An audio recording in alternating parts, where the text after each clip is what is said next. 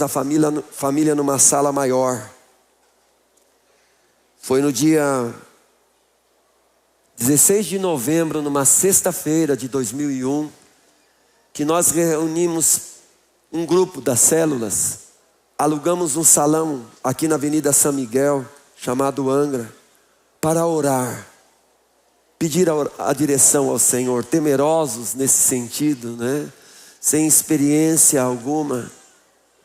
Oramos naquela sexta-feira. Na segunda-feira, dia 19,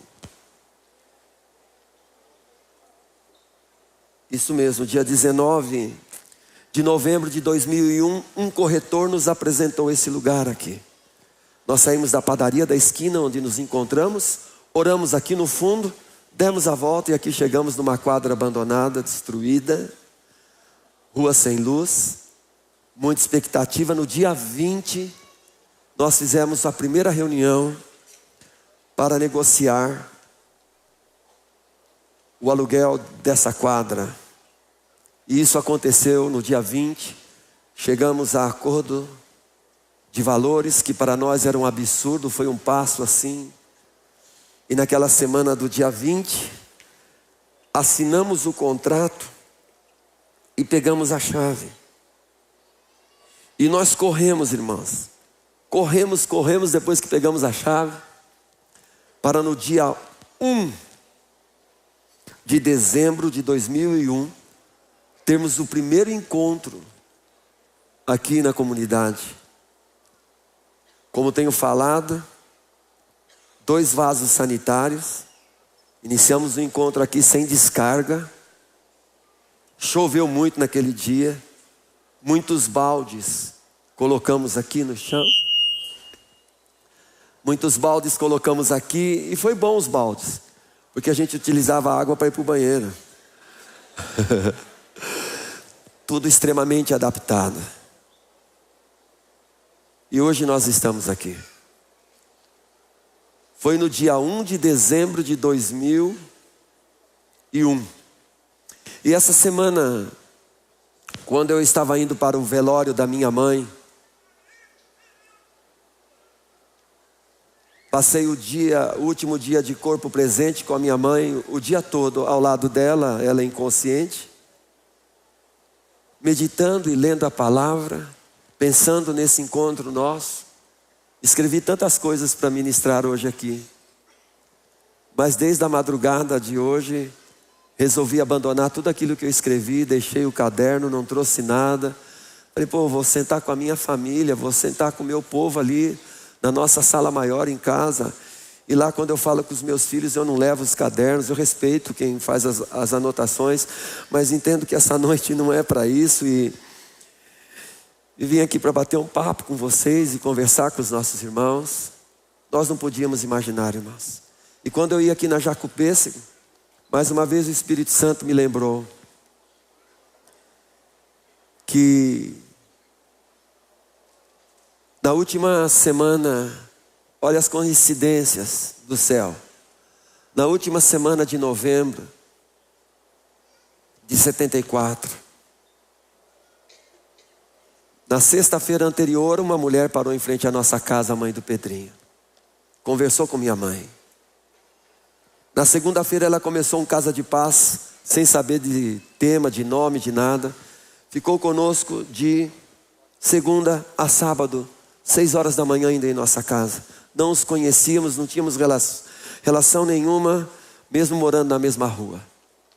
No dia 1 de dezembro de 1974, foi a primeira vez que eu entrei assim numa igreja evangélica com um entendimento um pouco melhor daquilo que a gente ia fazer lá em função daquela mulher, do que aquela mulher nos ministrou. 1 de dezembro de 74, última semana de novembro ela ministrou a gente. Última semana de novembro de 2001 a gente ficou limpando esse lugar para que no dia 1 de dezembro de 2001, olha o kairós do Senhor, a gente iniciasse essa igreja local. Hoje somos algumas congregações. Estamos dando um passo poderoso, efetivo, intencional para uma nova comunidade da graça, uma nova igreja local que vai nascer, Porque nós não estamos aqui, irmãos, simplesmente para arrebanhar ovelhas.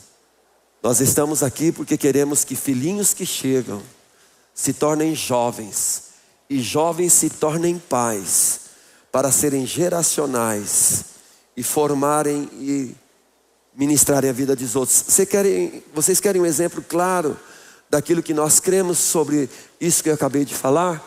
Eu queria pedir por gentileza que ficassem em pé nesse momento todos aqueles que são auxiliares de célula, líderes de célula, supervisores de área, de distrito e pastores de igreja local, que nasceram desse encontro que começou antes da fundação do mundo, mas como igreja local, aqui nesse prédio, começou dia 1/12/2001. Fique em pé, você que é um líder de célula, supervisor de área, por gentileza, fique em pé.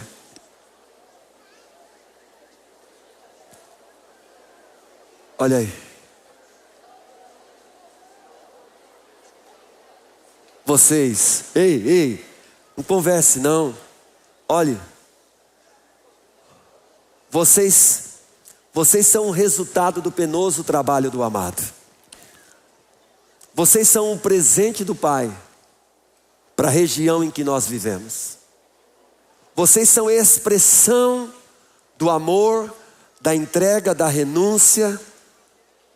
Vocês são a expressão daqueles que não simplesmente falam do reino de Deus, mas falam do reino dos céus. O reino dos céus que começou quando Deus encarnou e vai terminar no final do reino milenar. Nós queremos louvar a Deus pela vida de todos vocês. Quero mencionar sim a vida do meu irmão Wagner, que quando nós iniciamos aqui, pastor da comunidade da Graça Sede, ele veio por um tempo nos auxiliar, nos ajudar com toda a sua experiência, a sua graça, a graça que o Pai derramou na vida dele. E pelos caminhos e os meios que não são nossos, são maiores do que o Senhor, o meu irmão Wagner tem estado aqui conosco novamente, e nós louvamos o nome do Senhor Jesus por tudo isso, e nós honramos unção.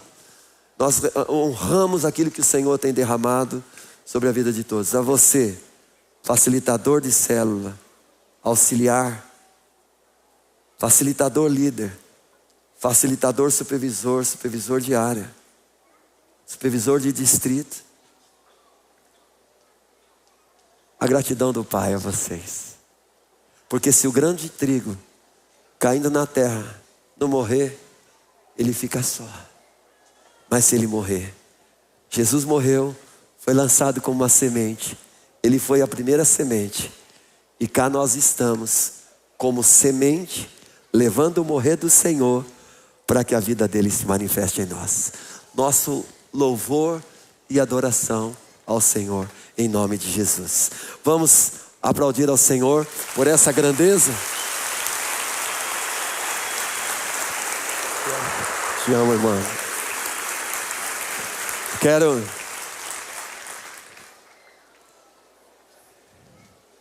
emocionado. Tempo de conferência, tempo de celebrar.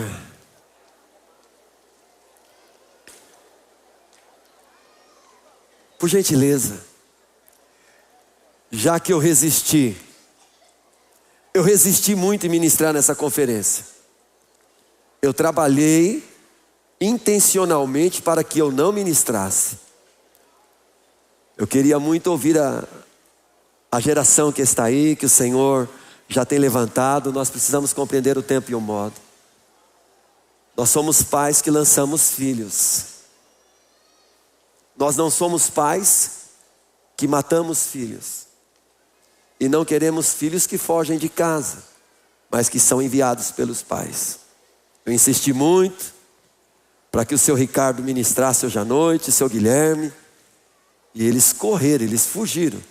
E eles decidiram que eu estivesse compartilhando aqui com vocês.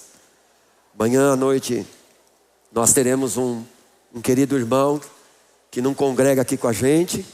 E no sábado de manhã ele estará falando com todos os líderes, facilitadores de todas as congregações das 9 às 11 da manhã. E no domingo, se o Pai permitir, esse eu vou falar o nome. Domingo de manhã, pastor Beto estará com a gente aqui. Mas só que sábado, se Jesus não voltar antes, você vai precisar gravar.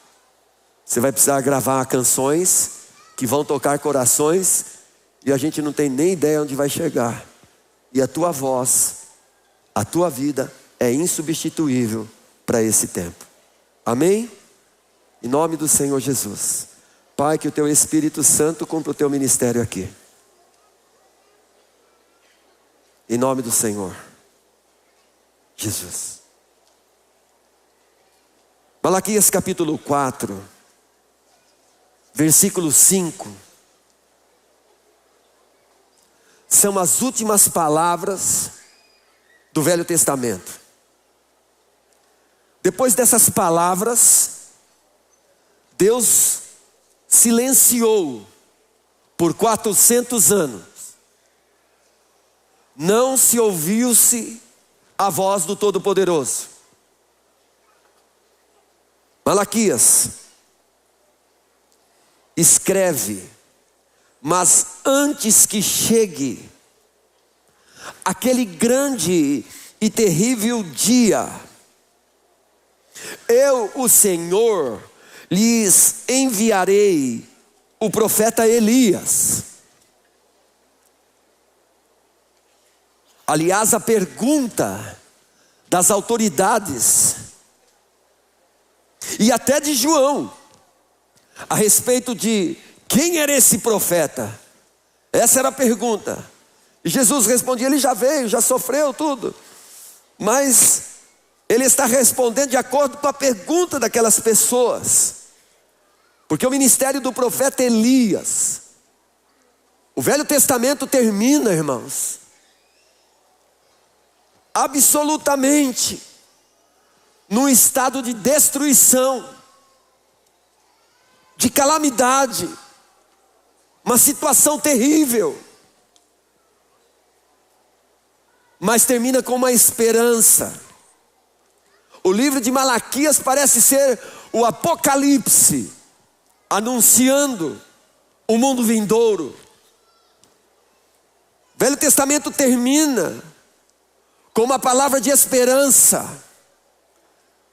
O Velho Testamento termina com uma palavra profética a respeito de acontecimentos extraordinários, de um grande tempo, de uma nova dispensação que viria, do tempo que os heróis da fé viveram no passado, olhando para esse tempo que Malaquias profetiza.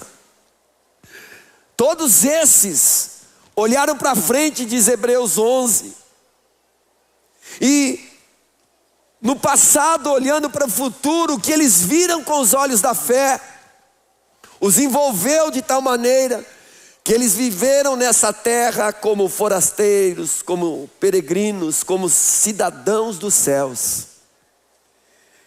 E Malaquias então agora diz qual seria o objetivo, o propósito desse ministério que estava para se manifestar.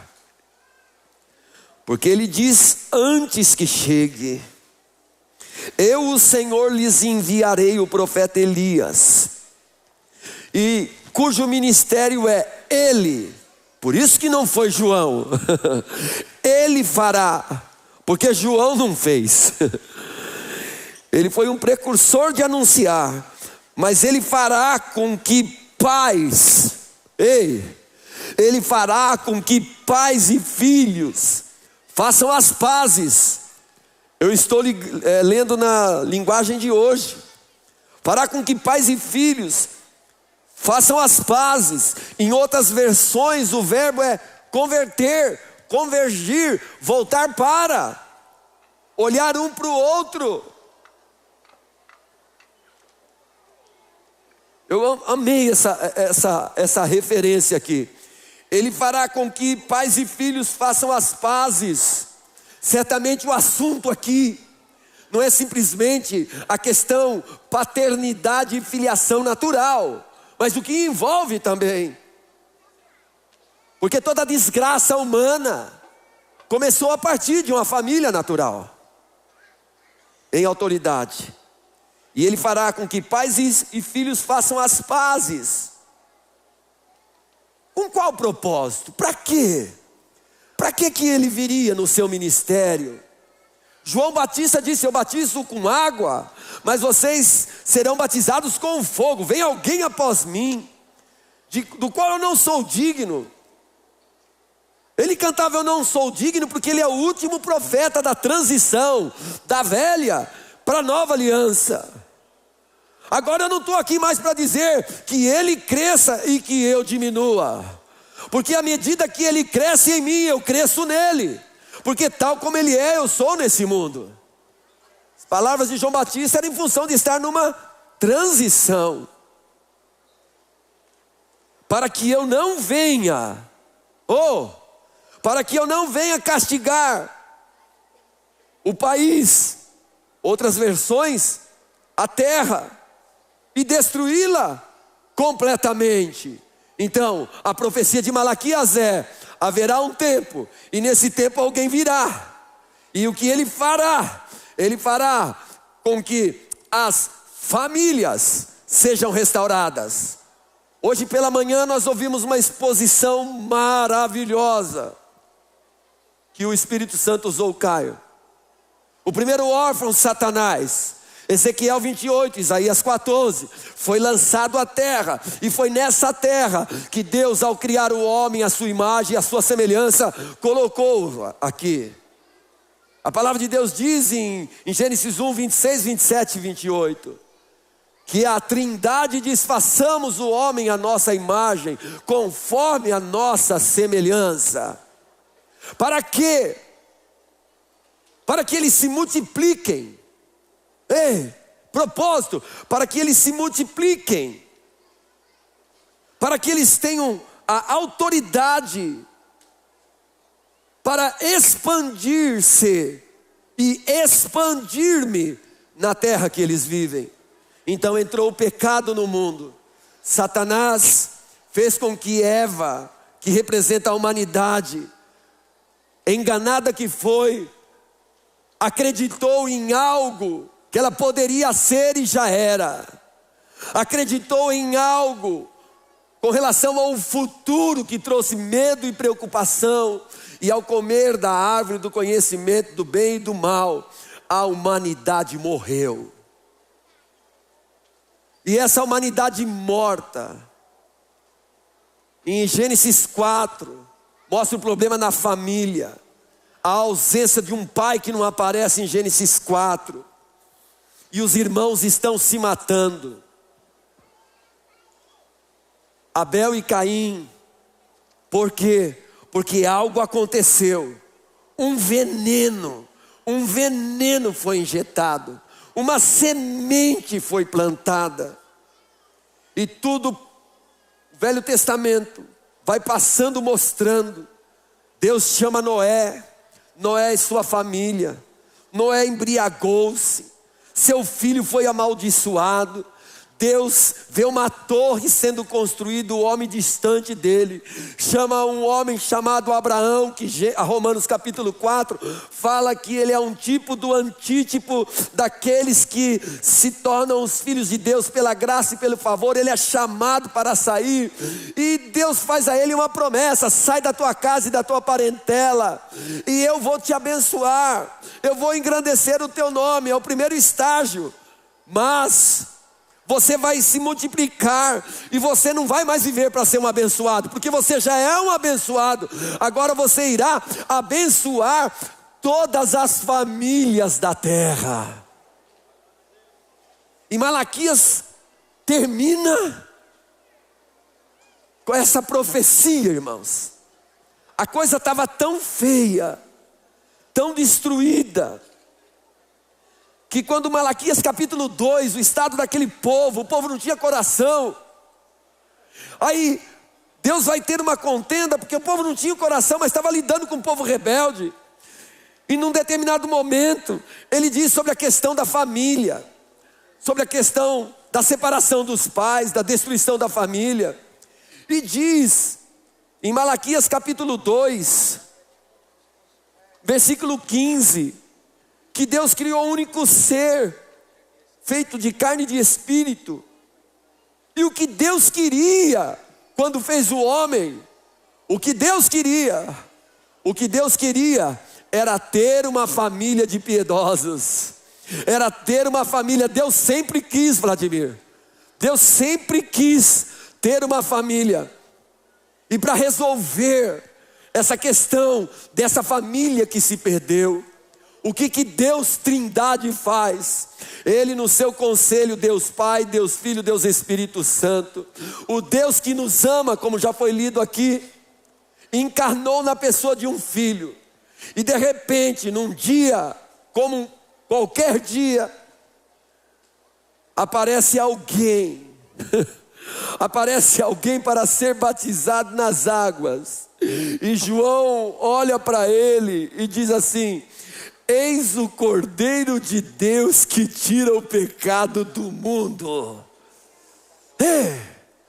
E agora, Deus vai quebrar o silêncio.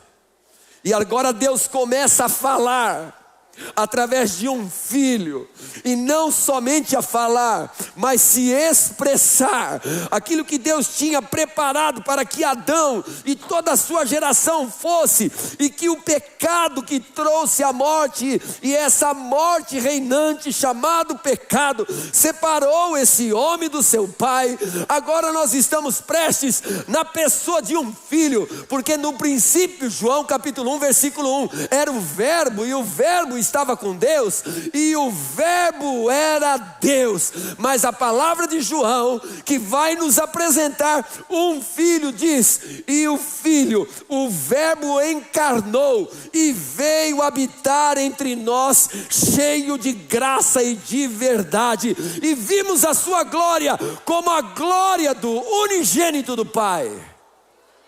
E ele diz mais, que a lei veio por um servo, mas a graça veio por um filho. E a partir daí, preste atenção, todo o Novo Testamento será escrito, os evangelhos, os 3 evangelhos sinópticos, o evangelho de João, que apresenta Jesus como Filho de Deus, o Atos, todas as epístolas de Paulo, concluindo com o Apocalipse. Qual é o assunto? O assunto é o cumprimento da promessa de Malaquias, capítulo 4, versículo 5. Irmãos, o que é a igreja?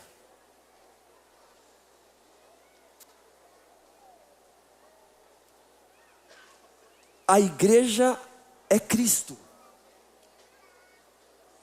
Jesus se fez um homem. E no Jesus não tinha igreja. Quando Jesus foi para a sepultura, depois de morrer pelos nossos pecados e ressuscitar para a nossa justificação, ele se tornou o Cristo. A igreja é Cristo. É o Jesus que foi processado na carne, ressuscitou vivificado e agora habita na vida da igreja. Se nós perguntarmos aqui, irmãos, ministério de Elias, todos nós falamos do ministério do fogo, que representa o Espírito Santo. Nós estudamos aqui em 2 domingos passados, e não daria para fazê-lo, depois você estude. Elias, com todos os milagres, ele foi um canal de Deus para os milagres. Foi um grande canal de Deus. Mas o ápice do seu ministério foi quando, num tempo de depressão, num tempo de fuga, de medo, de decepção, o Senhor apareceu a ele, não como um terremoto, não como fogo, mas como uma brisa suave, e disse: Elias, sai da caverna. O que é que você está fazendo aqui, Elias? Volta pelo caminho que você veio. Elias, você fez um monte de coisa, mas você não prestou atenção em algo. Você não prestou atenção no meu propósito. Você não prestou atenção naquilo que está no meu coração. Tá ok, eu vou voltar para quê? Você vai voltar, Elias, para ungir reis e filhos. Reis e filhos. Um irmão conversava com a gente aqui, falava nadinho. Tendo ouvido a palavra, ele falou: rapaz, se vocês fizessem aqui uma propaganda, divulgasse, entregasse folhetos por aí, falando de uma grande conferência do ministério do fogo de Elias, grandes sinais e maravilhas acontecendo, e nós divulgássemos os milagres que aconteceram, e nós cremos nele. Provavelmente, gente, nós teríamos um problema, um colapso de multidão aqui fora. Mas a pergunta que nós deveríamos fazer: está tudo bem. Nós acreditamos, porque a palavra de Deus diz que estes sinais seguirão os que creem. A questão não tem a ver, nós acreditamos em tudo, irmãos. A questão é quando a gente começa a seguir aquilo que nos segue. Quando a gente inverte. Mas o ministério de Elias que é dito aqui, que é o ministério do Senhor Jesus Cristo, o que Jesus veio, o que Jesus se tornou? Se tornou um filho. E o que ele veio mostrar aqui para a gente na terra? O Pai.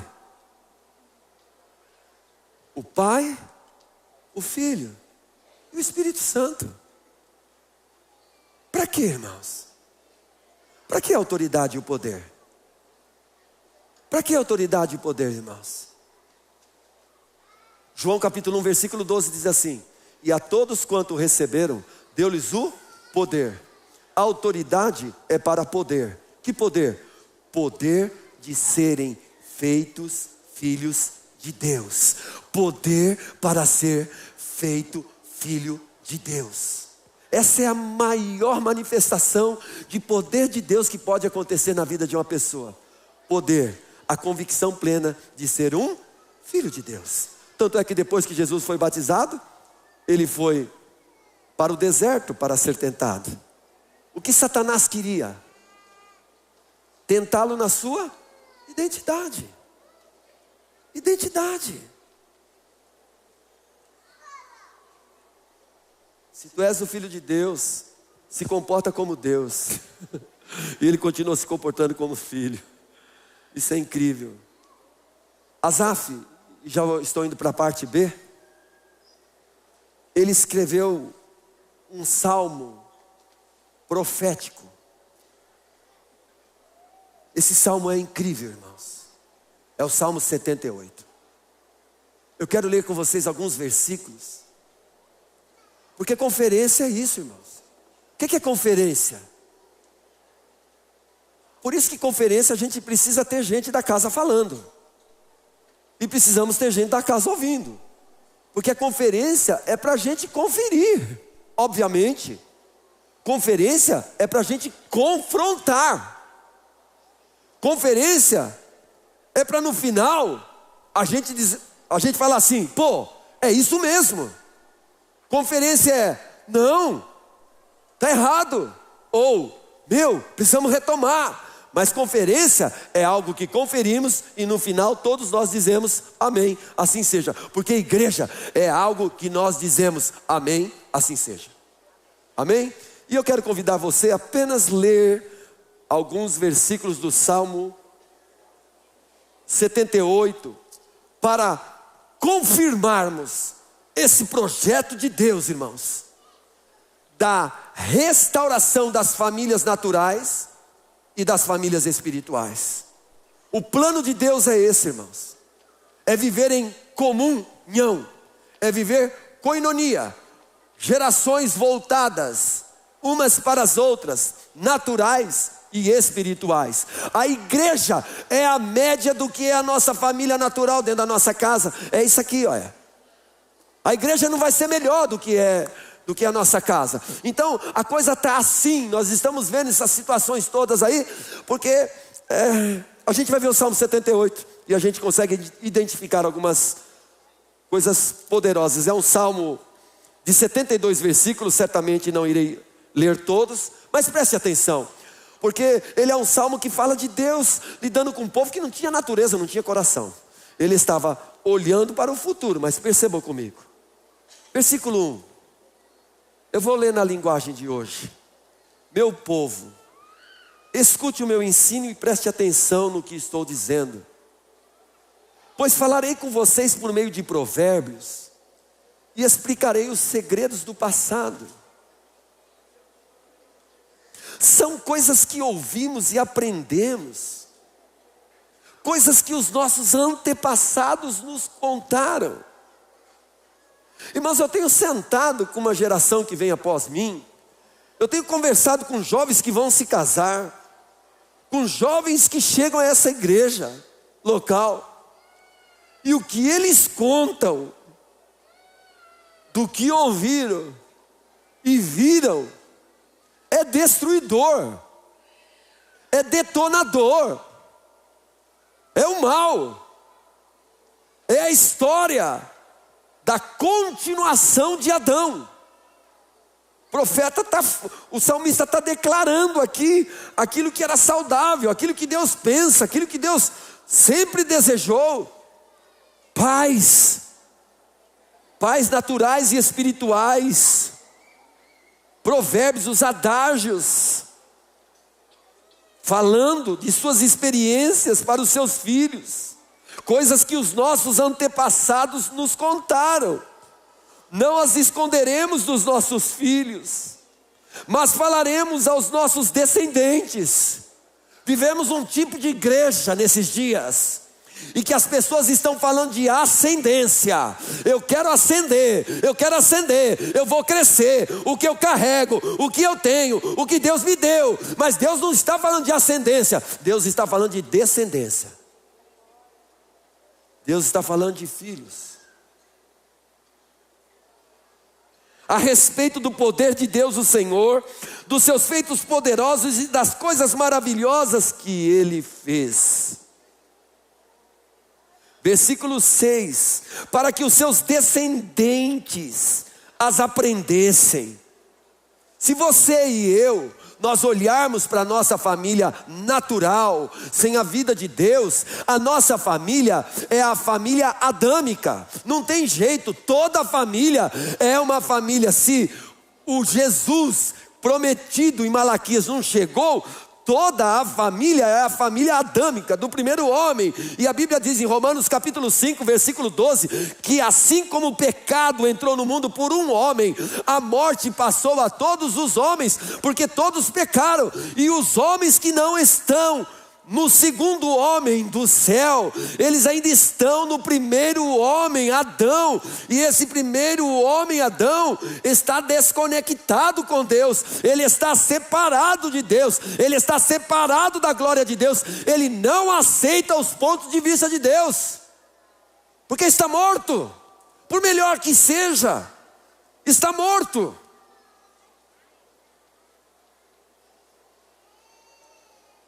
Para que seus descendentes, versículo 6, as aprendesses e por sua vez ensinasse aos seus filhos. Assim eles também porão a sua confiança em Deus. Ei, você foi treinado para pôr a sua confiança em Deus, num pai? O teu pai te ensinou isso? Provavelmente a maioria aqui não. Provavelmente a grande parte do mundo que nós estamos vivendo, de uma esfera espiritual, onde Satanás odeia a família, ele odeia o amor, ele odeia a aliança, ele odeia a honra, ele odeia a obediência, ele odeia pais e filhos sentados à mesa. Ouviu o quê? O que você está falando? O que você está dizendo aí, meu? Você não sabe a minha história, você não sabe a minha dor, você não sabe o que eu ouvi do meu pai e da minha mãe, você não tem ideia do abuso que sofri do meu avô, diria o outro, e assim vai. Versículo 8, eles não serão como seus antepassados, um povo rebelde e desobediente que nunca foi firme na sua confiança em Deus e não permaneceu fiel a Ele. Eles não podiam permanecer fiéis, porque eles estavam em Adão. Não tinha como. O salmista está fazendo uma constatação do estado real do ser humano. Que esse ser caído, esse ser morto, de onde todos nós viemos, chamado Adão, não tem como viver, porque ele não tem a vida de Deus dentro dele. E aí, irmãos, vai uma série de situações dos antepassados. Por exemplo, versículo 17, os nossos antepassados continuaram a pecar contra Deus. Os nossos antepassados se revoltaram no deserto contra o Altíssimo. A questão da alma, revoltaram no deserto. Na Bíblia, deserto é a alma. As questões das emoções, as questões das dores, a questão dos traumas, que se não forem resolvidos e restaurados pela obra da cruz, eles estão presentes nas nossas vidas. Tudo aquilo que nós recebemos dos nossos antepassados, que gerou dor, que gerou tristeza, sofrimento, rancor, ódio, se a cruz do nosso Senhor Jesus não penetrar, não tem ser humano que não vá repetir a mesma história. Ouça-me. Versículo 18 diz que puseram Deus à prova. Versículo 19, colocaram Deus em dúvida. Será que Deus pode nos dar comida no deserto? Versículo 20, é verdade que Ele partiu a rocha? É verdade a história de amor de Deus que deu água para um povo? Será que é verdade? Será, versículo 20, será que Ele pode nos dar pão? Será que pode fornecer carne para o seu povo? Versículo 22, a geração passada não confiou nele. Por que não confiou nele? Porque não tinha natureza, porque não tinha coração.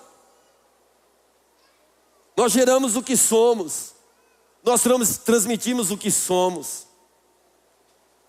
Versículo 23, começa o tempo do anúncio da manifestação da glória de Deus e dos dias que estamos vivendo. Porém Deus, preste atenção, algo que aconteceu lá no passado, um tipo para manifestar um antítipo que viria. Um milagre do passado anunciando algo, uma realidade do futuro. Porém Deus deu ordem ao céu. Quem deu ordem ao céu? O Deus Pai. E mandou que as suas portas se abrissem. Agora tem algo novo aqui. Não é o procedimento do homem que iria abrir as portas, mas o próprio Deus iria abrir as portas do céu. E segundo, versículo 24, Ele deu ao povo o quê? Pão do céu. E a Bíblia diz em João capítulo 6, versículo 51, a respeito daquele que viria, cujo ministério seria converter o coração dos pais aos filhos. Ele disse: eu sou o pão vivo que desceu do céu, quem de mim se alimenta, por mim viverá. Eu vejo a trindade aqui, irmãos. O versículo 26 diz: depois Ele fez soprar do céu o vento leste, e pelo seu poder agitou o vento sul. Atos capítulo 2, versículo 2, a Bíblia diz que aquele povo estava reunido depois da morte, sepultamento e ressurreição do Senhor. Eles estavam reunidos esperando o poder, e veio um vento. Então aquele milagre lá das cordonices do vento anunciava algo muito grande que iria acontecer. E tem mais. E agora? Deus vai terminar, depois Ele mostra aqui toda a calamidade de uma geração odiosa, uma geração separada de Deus, uma geração morta, destruída. Olha o versículo 65. Então o Senhor, diga assim, então o Senhor acordou. Mas Deus não dorme?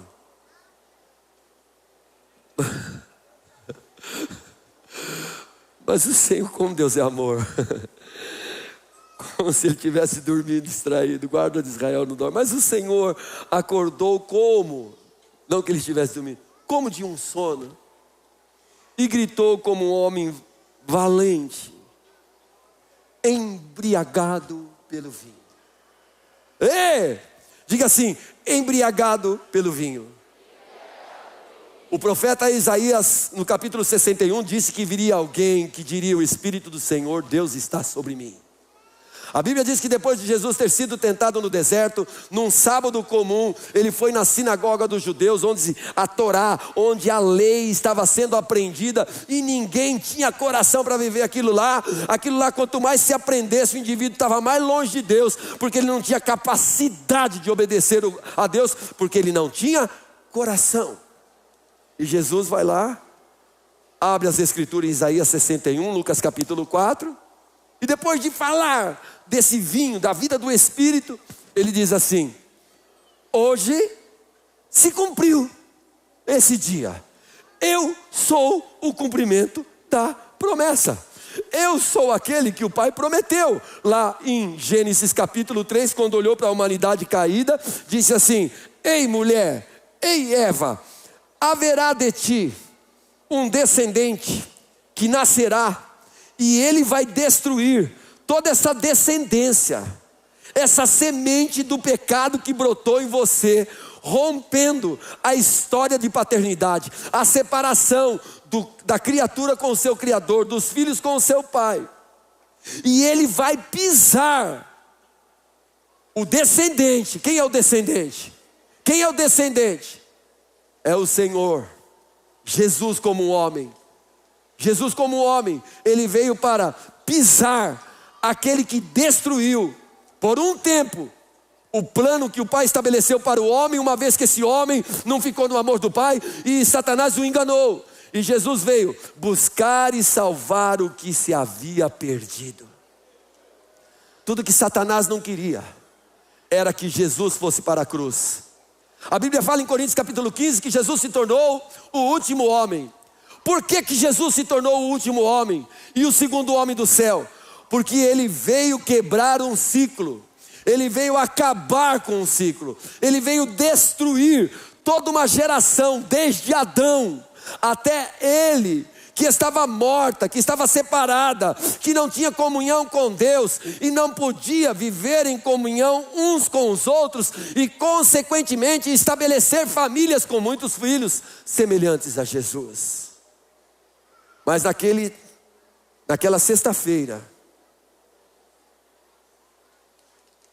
3 horas da tarde, a hora do sacrifício, Jesus está na cruz. E ele disse: está consumado. A ti entrego o meu espírito. E a partir dele, que ressuscitaria no domingo pela manhã, vivificado, vivificante, agora vivendo em nós, nós podemos, irmãos, voltar, Souza, ao projeto original de sermos os filhos amados em quem Ele tem todo o seu prazer. Ele tem todo o seu prazer em nós. Ele tem prazer em nós. Ele tem prazer em mim. Ele tem prazer em nós. Nós somos o objetivo do seu amor. Ele se fez pecado por nós para que nele fôssemos feitos justiça de Deus.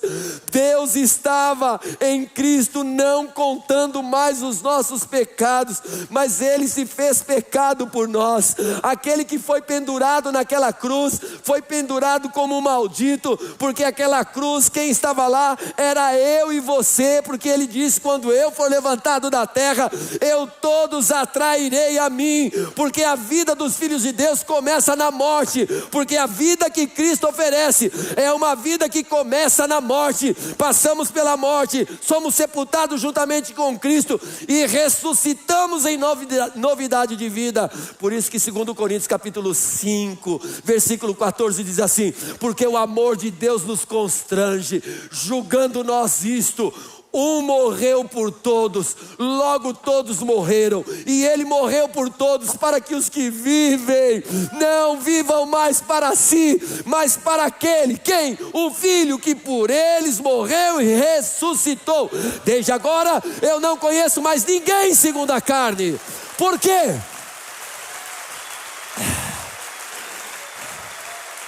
Ei! Olha o caminho de Deus. Porque Deus, o Pai, estava em Cristo, reconciliando-me, reconciliando-te, reconciliando-nos com Ele por meio de quem? De um Filho. E depois de nos reconciliar com Ele, o Pai, por meio do Filho, agora Ele confiou a nós o que, irmãos? Igreja é uma família cujo ministério é o ministério da reconciliação. Se o diabo veio para matar, destruir e roubar, João 10, João 10, a parte A Bíblia diz na parte B, mas o Filho de Deus veio para trazer vida, e vida com abundância. Vida com abundância. Irmãos, Romanos capítulo 8, versículo 29, sabe o que Paulo disse sobre Jesus? Que Ele é o primeiro entre muitos, Ele é o primeiro entre muitos irmãos. Quero dizer para vocês, a Bíblia diz que o amor do Pai, a graça do nosso Senhor Jesus Cristo e a comunhão do Espírito Santo, o ministério do Espírito Santo, o ápice do ministério do Espírito Santo, a glória do Espírito Santo na vida dos homens, é nós vivermos aqui na terra a família que Deus projetou em amor. Esse é o ápice, irmãos. É o dom maior, é a glória maior. Vivermos como filhos amados, resolvidos. Eu sei quem eu sou, eu estou no amor do Pai. Nada pode me separar do amor de Deus que está em Cristo Jesus. Nem morte, nem anjos, nem principados, nem potestades, nem pecado algum que eu cometa. Uma vez que eu fui colocado em Cristo Jesus, justificado dos meus pecados, nada pode me separar do amor do Pai, porque o Pai me amou desde sempre, desde antes de tudo, desde o antes do antes para o depois do depois do depois. Aleluia, aleluia, aleluia. Há um Espírito em nós que clama: Abba Pai, Abba Pai. Irmãos, e eu termino aqui dizendo, quando Paulo vai tratar com a igreja da Galácia, que o evangelho estava lá tudo misturado e bagunçado, e a mistura é um problema sério. Nós já pedimos perdão por isso aqui. Ele começa a falar do fruto do Espírito e a obra da carne. Deixa eu perguntar para você, quando que a gente vai exercer o fruto do Espírito? Fruto do Espírito é, 2 pontos. É amor, é paz, é alegria, é longanimidade, é benignidade, é mansidão, é domínio próprio. Contra essas coisas não há lei. E os que são de Cristo crucificaram a carne com as suas paixões e concupiscências. Escuta, ei, termino. Se o propósito de Deus é para a família, e nós somos a família de Deus, e Ele é o primeiro entre muitos irmãos, Ele é a nossa referência, quando que nós vamos manifestar o fruto do Espírito? Quando? Quando que a gente vai precisar ter paciência? Quando que a gente vai precisar ter benignidade? Quando que vai manifestar a bondade da gente na família? Quando? Fala aí. Tenha coragem de dizer. Admita, irmãos. Ei, o que está acontecendo? Nós vamos entrar nessa parada do mundo? Nós somos a família de Deus. Quer dizer que essa família que Deus planejou, Ele começou uma obra, mas Ele não aperfeiçoou. E a Bíblia diz que o vínculo dessa família é o amor. E vou dizer, a manifestação do fruto do Espírito contra as obras da carne, quando a gente está agindo no nosso ego, a partir de nós mesmos, a manifestação do fruto do Espírito, irmãos, ela se dá poderosamente, sabe quando? Quando as coisas não estão bem. Quando as coisas não estão bem, irmãos. Bem? Não é assim, irmão? Não é quando está tudo bem, é quando não está bem. O que a Bíblia diz? É melhor serem dois do que ser um. Porque quando são dois, se um cai, o irmão caiu, o que a gente faz? Ajuda a levantar. Você está andando no deserto, está com frio, você aquece. E se o inimigo vem contra um, o que a gente faz? A gente se junta o inimigo e mata o irmão? Não, a gente guerreia junto. Porque família é isso, gente. Família de Deus tem Jesus como a base de todas as suas ações e movimentos. A vida de Jesus é vivida pelo Cristo que habita em nós, a igreja. Por isso que nós somos aqueles que somos longânimos, perdoamos 70 vezes 7, fazemos o bem até o inimigo, mas reconhecemos que a glória de Deus é quando nós passamos por lutas, por dificuldades, por pressões na nossa vida, e ainda assim nós estamos sentados à mesa crendo naquele que está nos suprindo. A glória de Deus é que nos momentos de crise da nossa família, a gente não vai embora e diz assim: a comida aqui não está boa, eu vou procurar outro lugar para comer uma comida melhor. Isso não é coisa de família, irmãos. Isso não é coisa de família. Isso é coisa de gente que passa ali pela família. A família não. A família está junto, a família sofre. A família é assim: quando um é honrado, todos são honrados. Quando um é desprezado, todos são desprezados.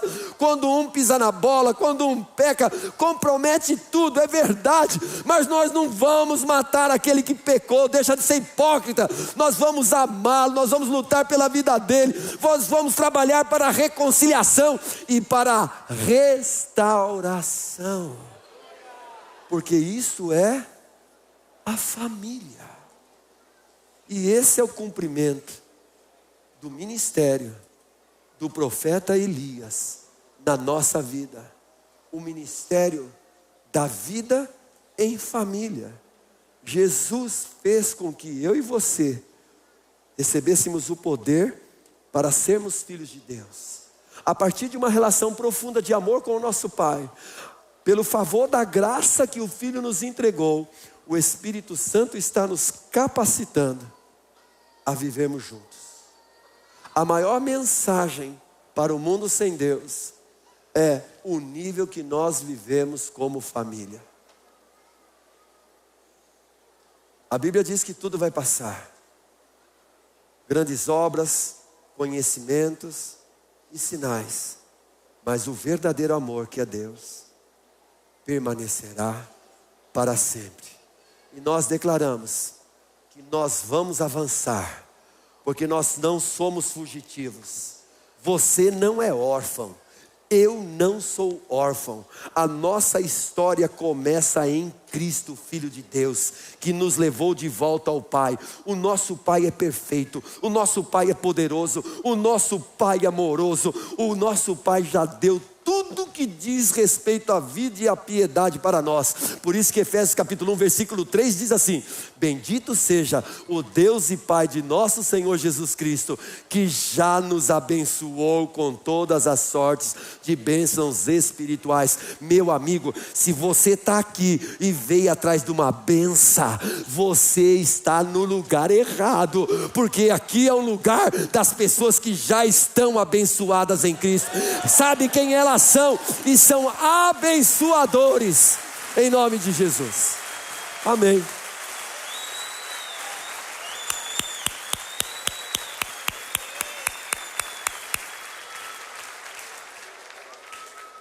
Irmãos, feche seus olhos.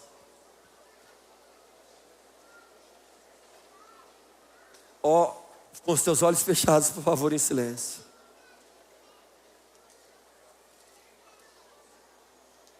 O Salmo 78 termina assim. O Salmo 78 termina assim. Então Deus escolheu o seu servo Davi.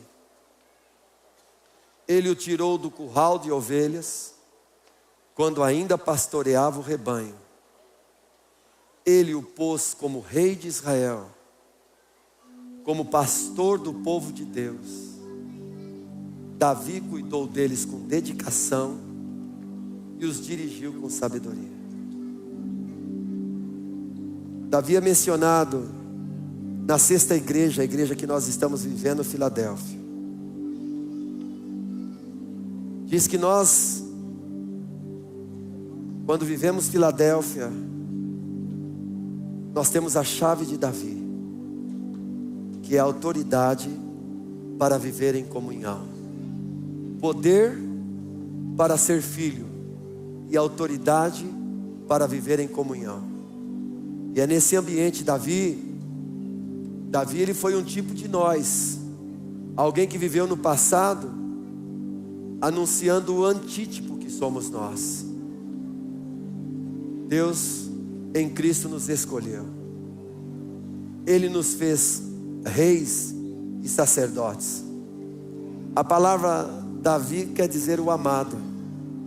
De uma certa forma espiritual, todos nós em Cristo somos um Davi, porque nós somos amados, e por conta disso nós poderemos gerar filhos para Deus e cuidar deles com dedicação e dirigir com sabedoria, porque nós sabemos quem somos, quem é o nosso Pai, por que estamos na terra e como funciona.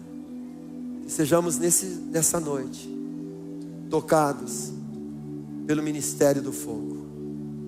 O ministério do fogo, ministério do nosso Senhor Jesus Cristo. Ele veio para trazer de volta e colocar frente a frente as gerações, as que vieram antes, entregando legados para as que vêm depois, sem concorrência, coligando-se, amando-se.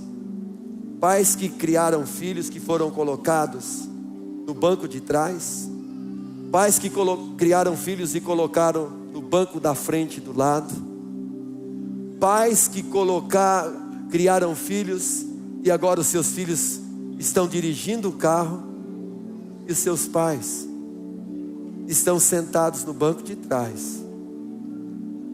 Mas pais não mataram filhos e filhos não mataram pais, porque este é o ministério do amigo Espírito Santo que veio por meio do Filho nos mostrar o Pai.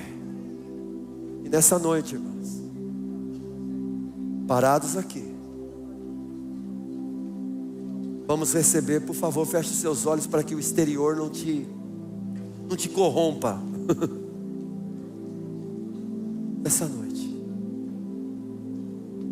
nós declaramos esse ministério.